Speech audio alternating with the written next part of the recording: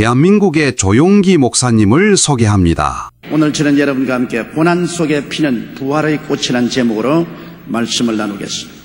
영국의 고고학자들이 애굽의 피라미드를 연구하던 중 그 안에서 미라의 손에 쥐어진 한 줄기 꽃을 발견했는데 외부의 공기와 접촉하자 순간적으로 꽃은 산산조각으로 부서지고 단지 꽃이만 남았는데 3000년이 넘는 꽃씨를 그곳에서 얻었습니다.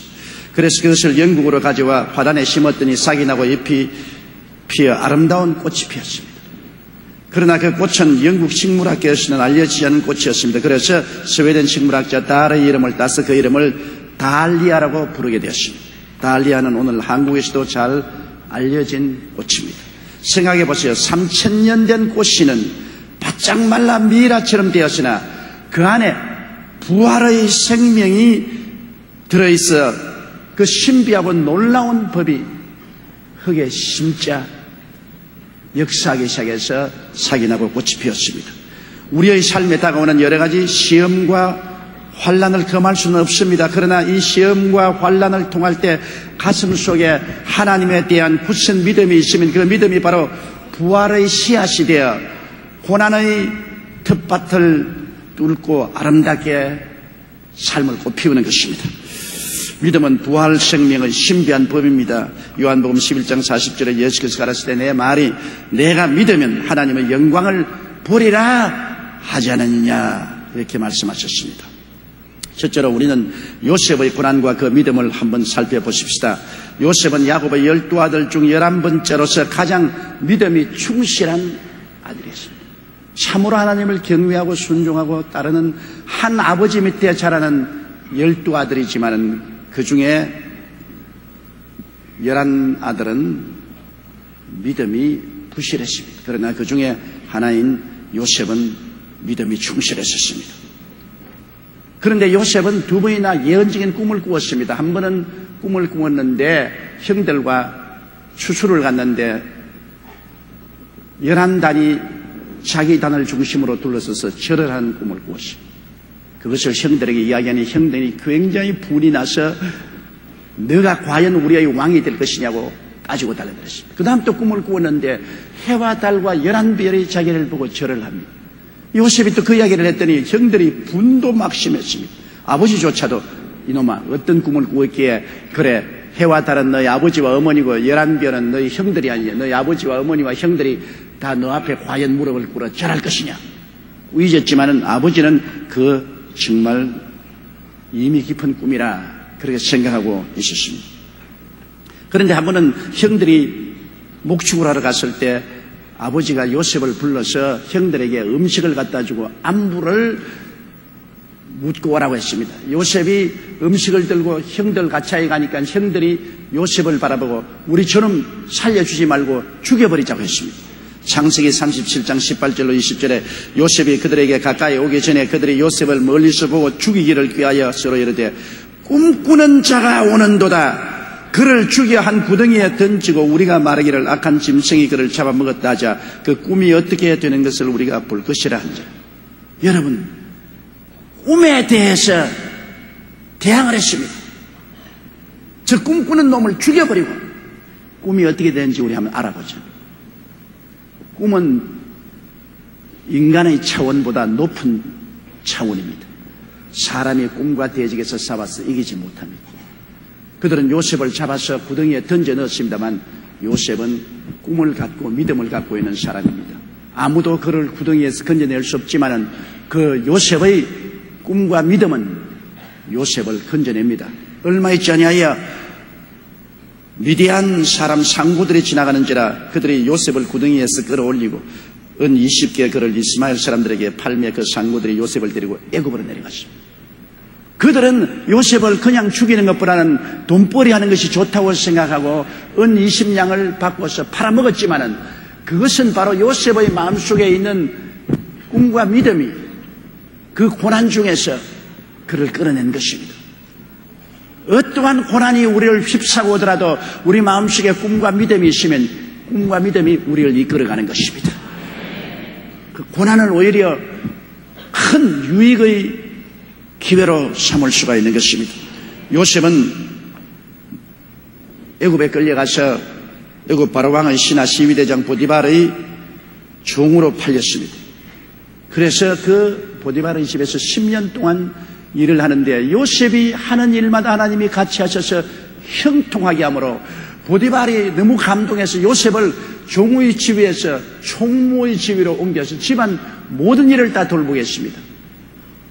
인물도 준수하고 능력도 있는지라 그만 그 집안에 있는 보디발의 아내가 요셉을 자꾸 꾀었습니다.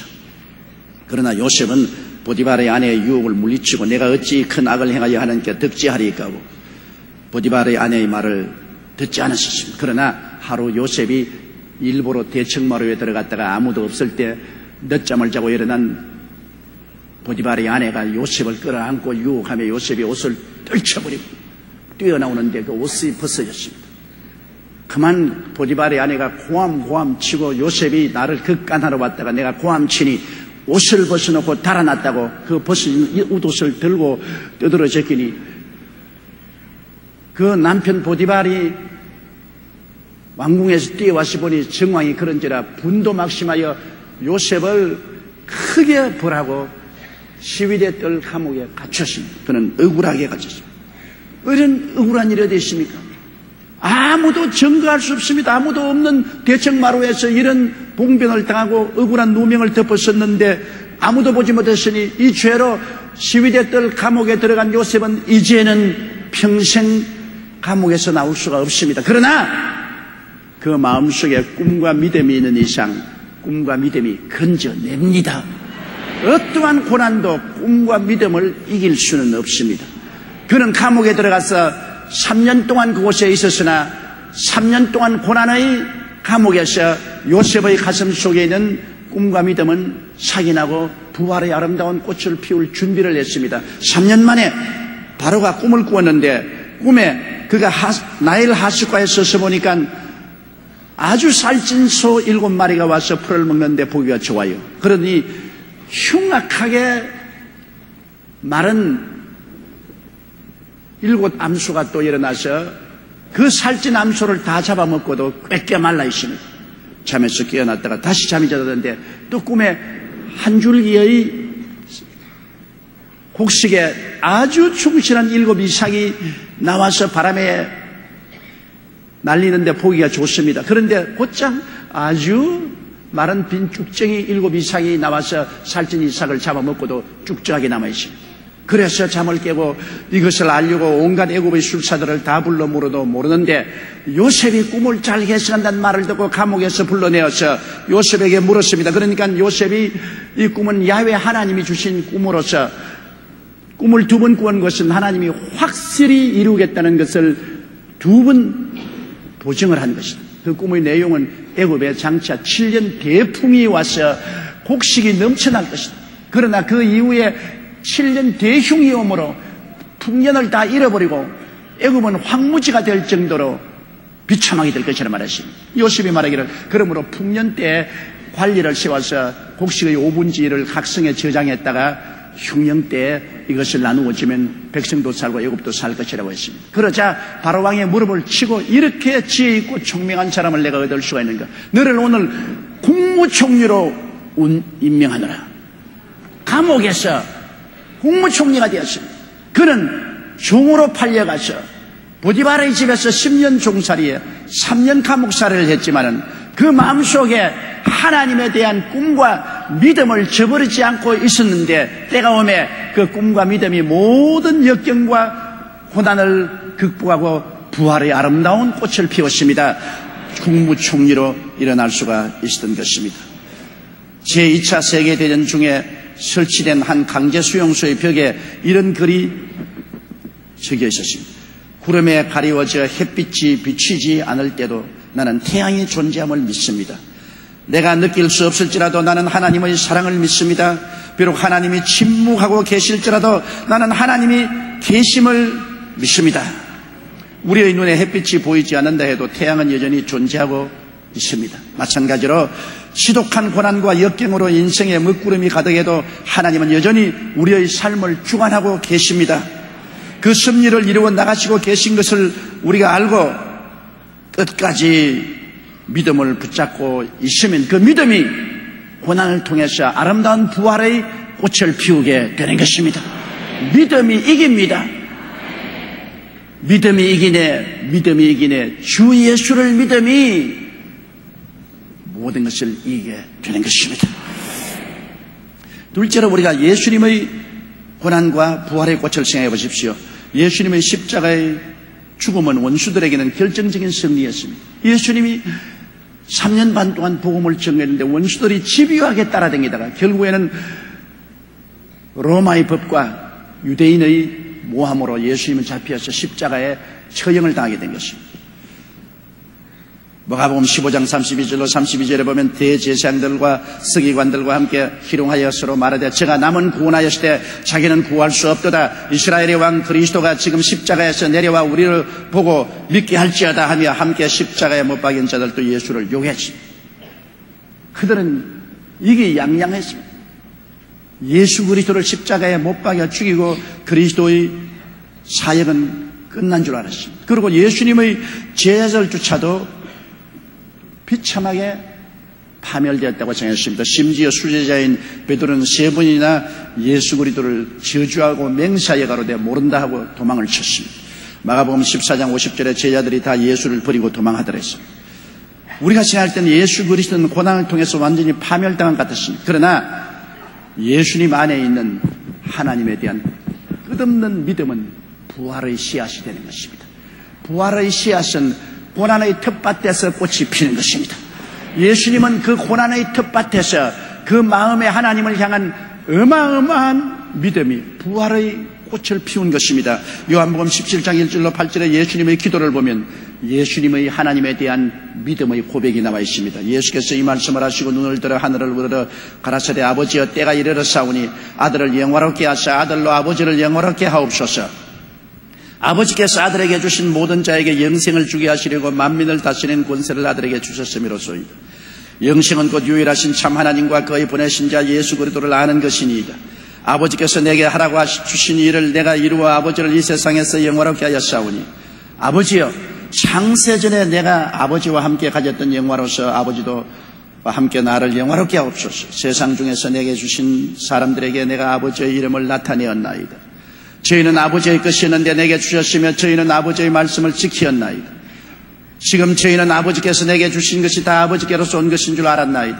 나는 아버지께서 내게 주신 말씀들을 저에게 주었사오며 저희는 이것을 받고 내가 아버지께로부터 나온 줄을 참으로 아오며 아버지께서 나를 보내신 줄도 믿었사옵나이다. 예수님의 기도를 통해서 보십니다. 그는 하나님께 대한 절절한 믿음과 헌신과 충성과 사명을 완성한 것을 구하고 있습니다.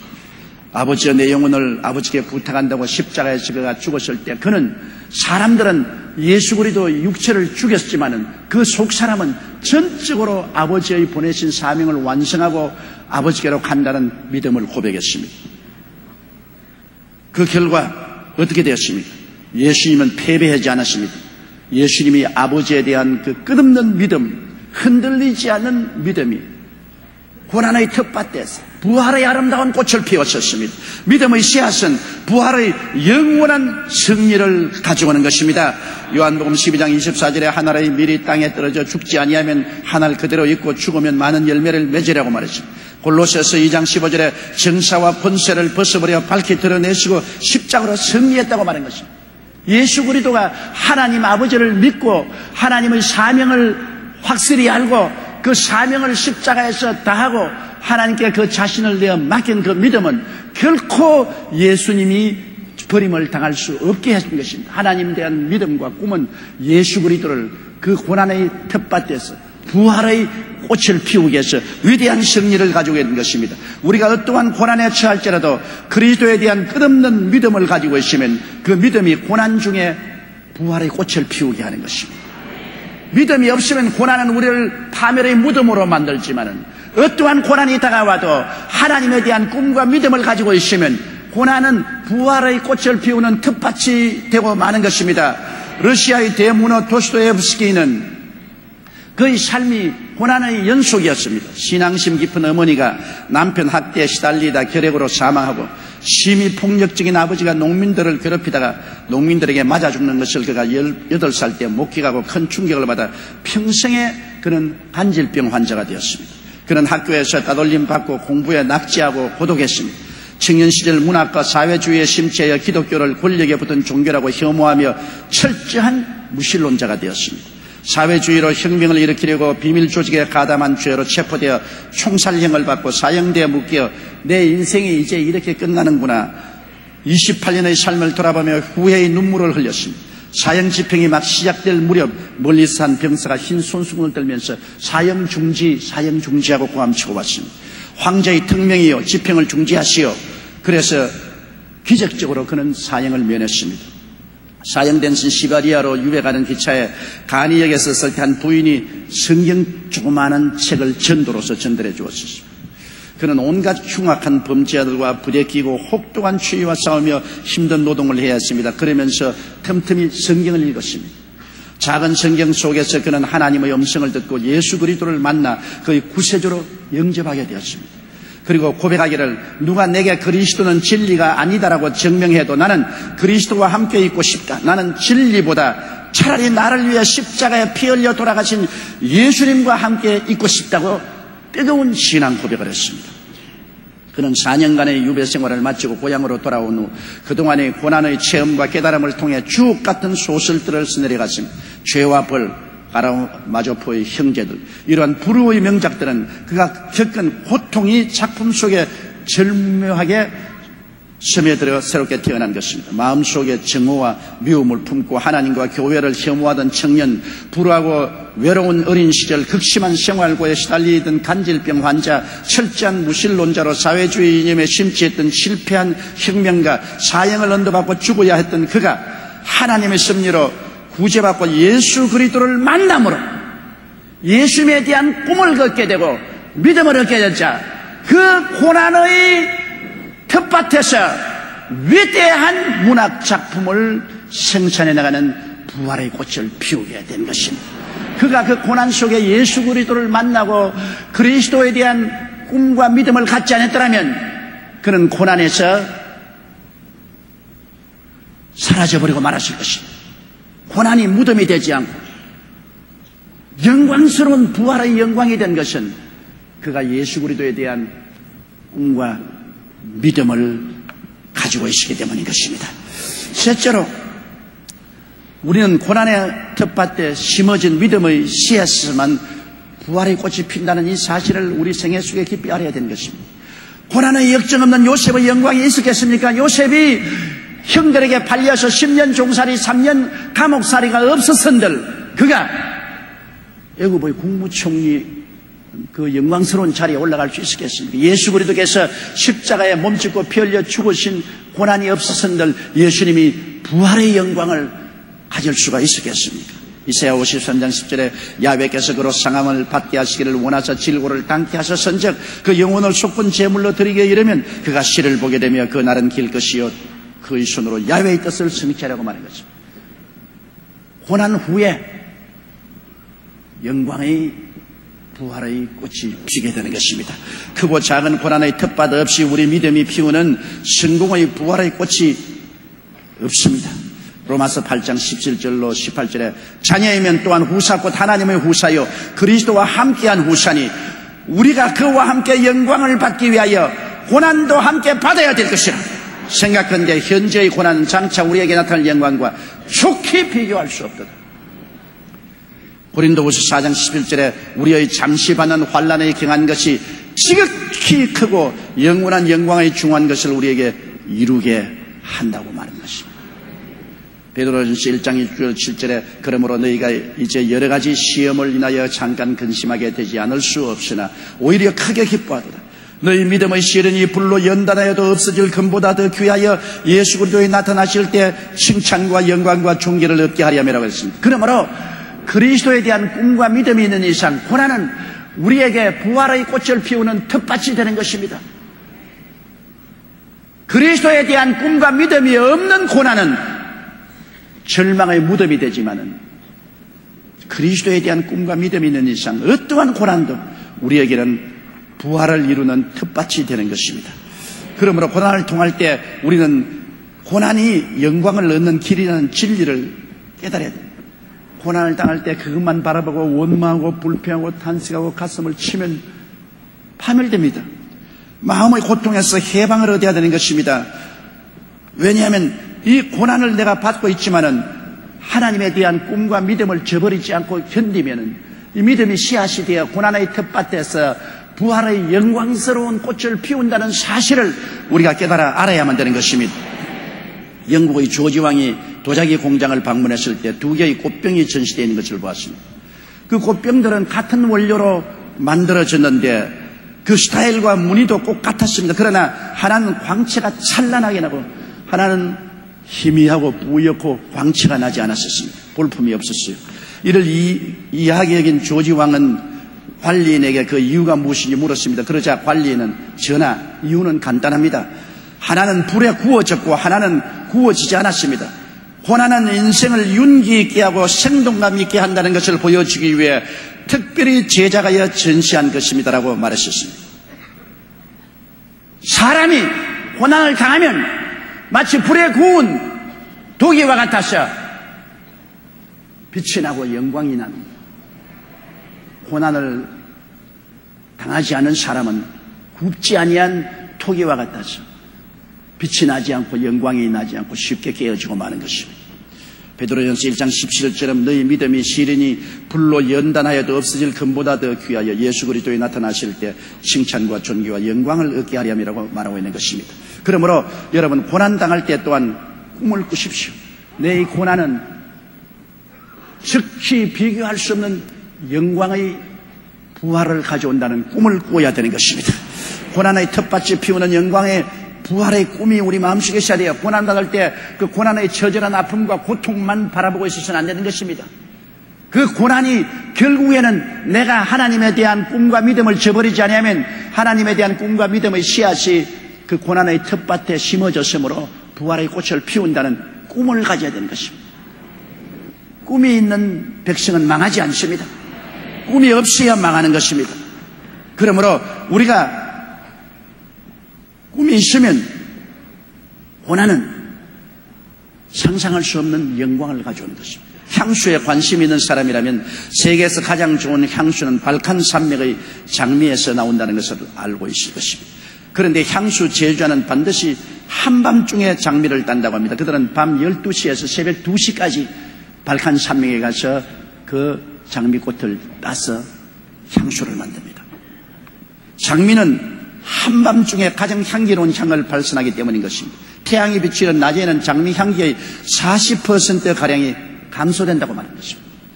이와 마찬가지로 여러분 우리의 삶도 밤 12시에서 새벽 2시까지 캄캄한 인생을 통할 때 우리의 믿음이 향기를 발하는 것입니다. 우리의 믿음이 꽃을 피우는 것입니다. 고난을 통하지 아니하면 평범하게 살았어야 될 사람이 고난을 통하면 그를 통해서 굉장한 향기를 발휘하게 됩니다. 인격적인 변화를 가져오는 것입니다. 삶의 놀라운 열매를 맺게 되는 것입니다. 그러므로 꿈과 믿음이 있는 자에게는 고난은 무의미하지 않습니다. 그렇기 때문에 고난을 당할 동안에 영광의 열매를 맺을 것을 꼭 믿으십시오. 영광의 열매를 나는 결과 이 고난을 통해서 맺게 된다.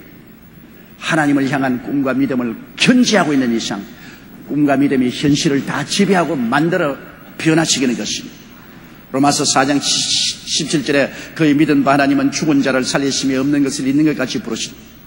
우리가 믿으면 우리가 올바른 생각을 하고 올바른 꿈을 꾸고 올바르게 믿고 우리가 시인하면 그것이 여러분의 고난을 영광으로 변화시키는 위대한 역사를 베풀어주는 것입니다. 히브리서 10장 38절에 오직 나의 의인은 믿음으로 말미암아 살리라. 또한 뒤로 물러가면 내 마음이 저를 기뻐하지 아니하리라. 끝까지 믿으라고 성경은 말하고 있습니다.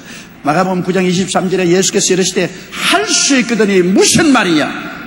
믿는 자에게는 능치 못하심이 없나니라. 믿음이 이깁니다, 여러분. 오늘 세계를 움직인 사람들은 모두 다 고난을 극복한 사람들입니다. 고난이 와서 그 사람들 속에 있는 영광의 꽃을 피우게 한 것입니다. 고난 없이 부활은 없지요. 어떠한 사람도 고난이 그 속에 감추인 부활의 꽃을 피게 하는 역사를 베풀어 주는 것입니다. 미국의 대통령이었던 루즈벨트는 소아마비와 알바레스씨 병을 앓고 있었기 때문에 회담에 나갈 때마다 보좌관의 부축을 받아야 했지만 고난과 싸우면서 미국 경제공황을 타개한 유명한 정치인이 될 수 있었고 제2차 대전을 승리로 이끄는 기초를 닦은 것입니다. 영국을 전쟁의 위기에서 구한 윈스턴 처칠은 심장병을 앓아서 항상 심장병 때문에 고통을 당했습니다. 그를 극복하는 노력이 결국에는 부활의 영광의 꽃을 피우는 위대한 정치가로 만들었던 것입니다. 프랑스의 영웅이었던 드골도 일평생을 당뇨병과 백내장으로 고생했습니다. 그는 그 병과 싸우면서 그는 부활의 영광의 꽃을 피울 수가 있었습니다. 줄리어스 시저와 나폴레옹은 간질병 환자였습니다. 요한 웨슬레는 폐결핵에 걸려 몸이 매우 허약했지만 영국 사회를 살리고 감리교 창시자가 되었습니다. 소설 빙점의 작가인 일본의 미우라 아야코는 11년 동안 척추 카리에스에 걸려 병상에 누워있는 상태에서도 복음을 전하는 위대한 작품을 적어서 불후의 명작을 내놓았습니다. 또한 존 번연은 복음을 전하다가 감옥에 갇힌 상태에서 불후의 명작인 첼로 역정을 썼으며 러시아가 낳은 세계적인 작가 도스토옙스키는 시베리아에서 9년의 유배 생활을 한 뒤에 죄와 벌을 썼고 단테는 정적으로 인해 추방당한 뒤에 신곡을 집필했습니다. 세계인의 영혼을 뒤흔든 핸델의 메시아도 화사로운 작곡실에서 나온 것이 아닙니다. 그가 반신불수가 되어 감옥에 갇힌 후에 감옥에서 작곡한 것이 바로 핸델의 할렐루야인 것입니다. 포도는 밟아야 터져서 단물이 나옵니다. 감나는 씌어야 감난유가 나옵니다. 인생은 고난을 통하여 고난의 씨앗이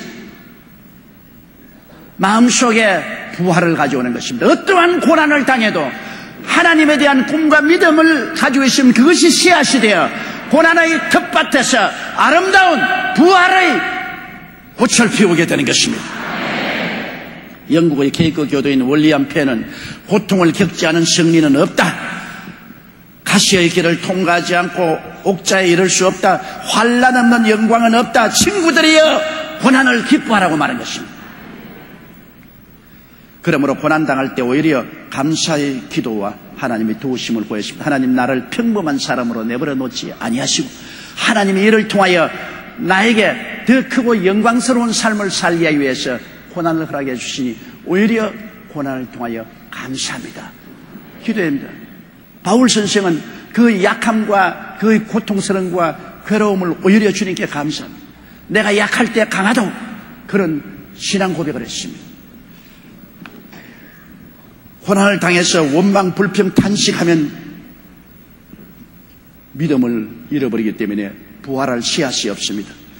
여러분, 우리가 고난을 당할 때 담대히 영광의 열매를 맺을 것이라고 입으로 시인하고 살아야 됩니다.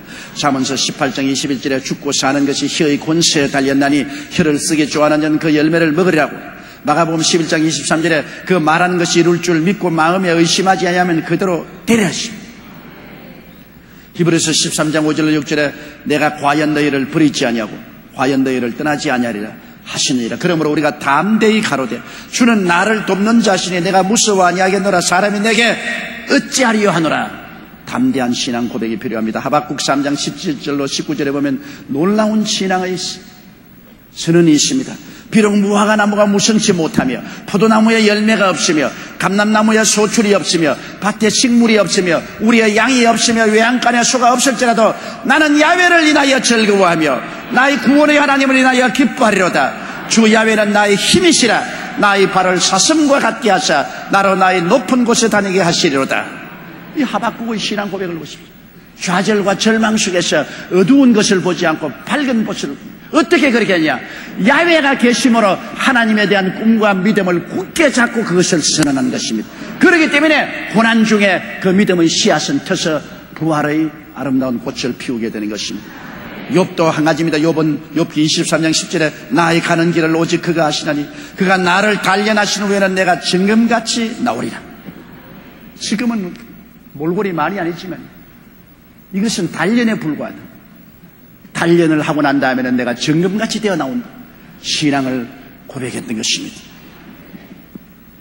어거스틴은 말하기를 고난은 동일하나 고난당하는 사람은 같지 않다. 악인은 고난 중에 하나님을 비방하고 욕하지만 성인은 고난 중에도 하나님을 찾으며 찬양한다고 말했었습니다. 우리 은평대교구 이영미 자매님의 간증입니다. 2002년 여름 3부 예배를 마치고 나오던 자매님은 남편이 위급하니 병원으로 급히 오라는 연락을 받았습니다. 그 순간 남편을 잃게 될지 모른다는 두려운 생각이 들었습니다. 허겁지겁 응급실로 달려간 자매님의 눈에는 주사바늘을 8개나 꽂고 있는 남편의 모습이 보였습니다. 남편은 주일날 예배 보는데 신앙을 갖지 않은 남편은 북한산 등반을 하다가 심장마비로 쓰러져 헬기로 긴급 후송된 것입니다. 자매님은 쓰러질 것 같은 충격을 받았지만 현실을 직시하고 기도하기 시작했습니다. 남편을 살릴 수만 있다면, 아니 남편이 구원받지 못하고 죽어서는 안 된다고 생각하고 간절히 기도했습니다. 그러던 중 하나님의 미세한 음성이 들려왔습니다. 기도 중에 하나님의 말씀이 드는데, 말씀이 얼마나 중요합니까? 믿음은 들음에서 나며 들음은 그리스도의 말씀으로 말미암는 것입니다. 그 말씀이 뭐냐면, 사람이 감당할 시험 받기는 당한 것이 없나니 하나는 미쁘사 시험 당할 즈음에 또한 피할 길을 내사 너희로 너희 감당케 하시나니라. 하나님이 이 시험을 이기게 해주시겠다.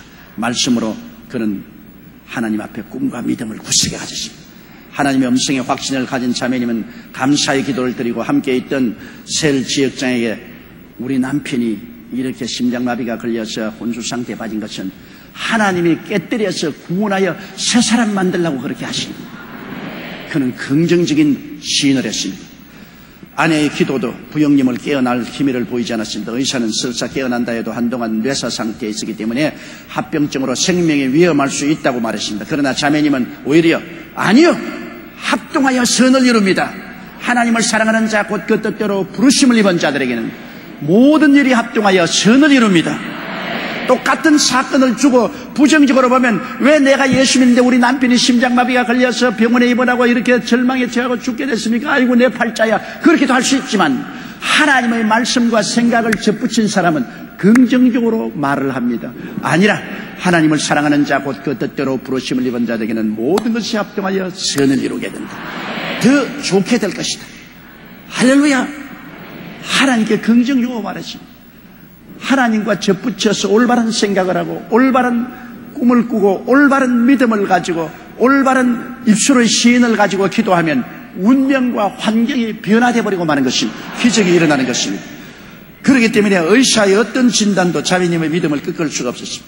아무리 칠흑같이 어두움이 내 앞을 가로막을지라도 희망과 확신을 가지고 기도하면 하나님은 그 동굴을 터널로 만드신다는 저희 설교를 마음속에 기억하고 믿음의 눈으로 건강한 남편의 모습을 바라보았습니다. 긍정적인 생각과 바라봄의 법칙을 통해서 그는 믿음을 가지고 하나님께 부르셨습니다. 그렇게 80여 시간을 기도하며 기다린 끝에 드디어 기적이 일어났습니다. 장례 준비를 해야 한다는 주위 사람들이 말이 무색할 정도로 남편의 회복은 급속도로 진전되었고, 이를 지켜봐도 믿지 않던 사람들 중에서 이건 하나님이 고쳐주신 것이라고 이구동성으로 말을 했습니다. 이제 자매님의 남편은 성대에 약간의 불편함을 느낄 뿐 완전히 회복되어 예전의 건강한 모습을 되찾았습니다. 그뿐 아니라 예수님을 영접하고 교회에 잘 다니고 있으며 오히려 주일 성수는 꼭 지켜야 한다고 호통치는 신실한 하나님의 사람으로 거듭나버리고 마는 것입니다.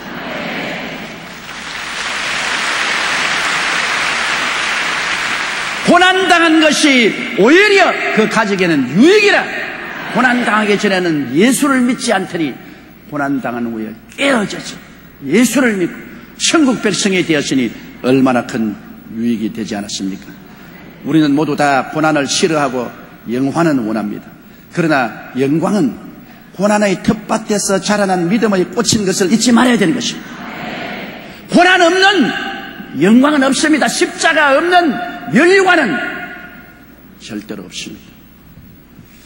우리가 고난의 밤을 마음속 믿음의 불꽃으로 밝히고 인내하고 기도하고 나아가면 부활의 아침이 옵니다. 영광의 꽃을 반드시 피게 되는 것입니다. 너희 중에 고난당한 자가 있느냐? 저는 기도할 것이요. 즐거워하는 자가 있느냐? 저는 찬송할지라고 성경은 말씀하고 있는 것입니다. 우리 다 같이 고개 숙여 기도드리겠습니다. 사랑이 많으시고 거룩하신 아버지 하나님, 고난은 부정적으로 대하면 우리의 파멸의 무덤이 되고 긍정적으로 대하면 부활을 가져오는 텃밭이 되는 것이옵니다. 우리 마음속에 하나님에 대한 꿈과 믿음을 가지고 고난을 다하면 어떠한 고난도 우리의 부활의 꽃을 피우는 텃밭이 되옵니다. 그 적은 텃밭은 적은 부활의 꽃을, 큰 텃밭은 많은 부활의 꽃을 피웁니다. 아버지는 그러므로 우리가 믿음이 장성한 사람은 고난을 원망하고 불평하고 탄식할 것이 아니라 오히려 고난 중에 기뻐하고 즐거워하며 하나님에 대한 꿈과 믿음으로서 하나님 앞에 신앙 고백을 할 때 고난은 은간 아름다운 부활의 꽃을 피우는 텃밭으로 변화되고 만다는 것을 알게 도와 주시옵소서. 예수님 이름으로 기도드리옵나이다. 아멘. 할렐루야. 아멘. 목사님 감사합니다. 구독과 좋아요는 제작하는 데 힘이 됩니다. 감사합니다.